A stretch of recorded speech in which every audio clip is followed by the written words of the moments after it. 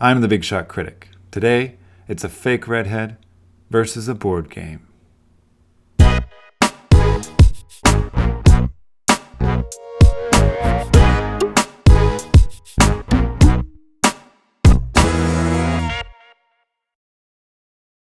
Jumanji: The Next Level comes out on December 13th. This is a review of the original from 1995. I reviewed it on this VHS, but I wasn't able to capture clips on this VHS like I hoped I would. I thought I had the equipment for it, but I didn't. So, sorry for that. Hopefully in the future, I'll be able to capture clips from VHSs.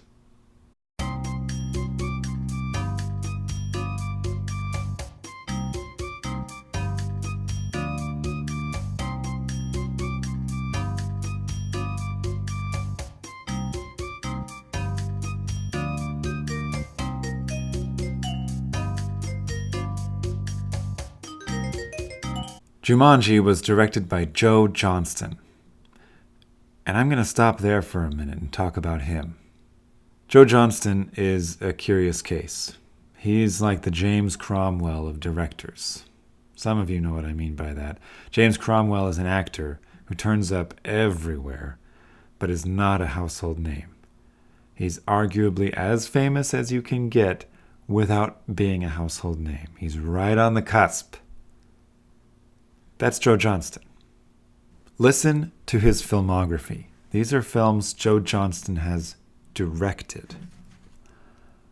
Honey, I Shrunk the Kids, The Rocketeer, Jumanji, October Sky, Jurassic Park 3, Hidalgo, The Wolfman, Captain America: The First Avenger. All of these movies are the ones he was entirely responsible for that went to theaters, and all of them, except for The Wolfman, have cultural staying power to this day. Even the one from the 80s.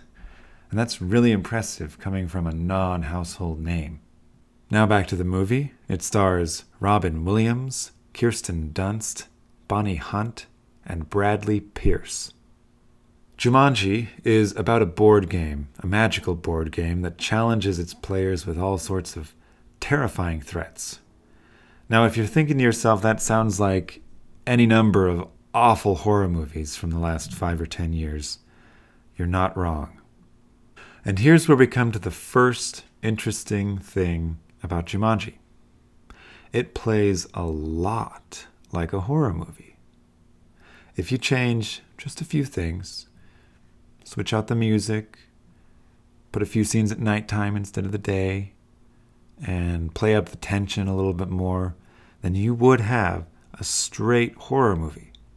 In other words, the only thing keeping it a family film is the tone.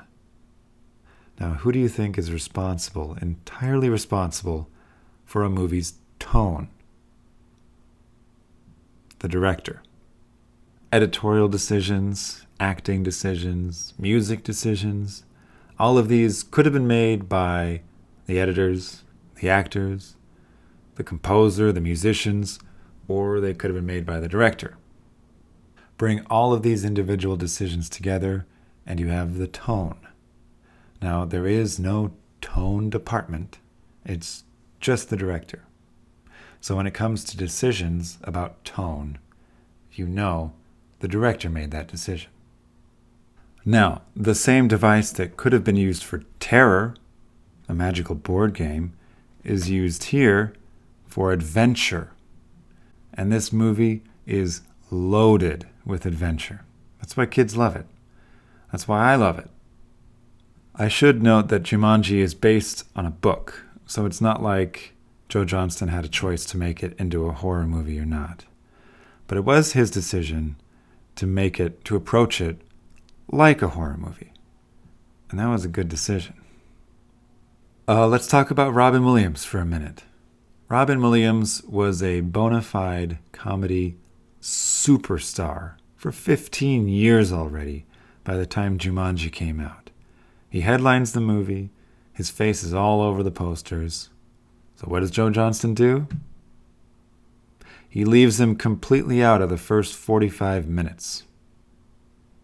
Now that is a gutsy move. What's more impressive, the movie doesn't suffer for it. It doesn't even feel one-sided. Now, you could chalk that up to David Alan Grier and Kirsten Dunst tag-teaming the first act. Kirsten Dunst was already well-known, enough to get second billing above Bonnie Hunt. But there's still no way around the fact that a Robin Williams movie goes 40 minutes without Robin Williams. And, by the way, there are no gags or jokes for the first 25 minutes. I checked. Producers today would not let Joe Johnston get away with this stuff. And their movie would be worse for it. So what makes Jumanji successful in spite of all this? Adventure.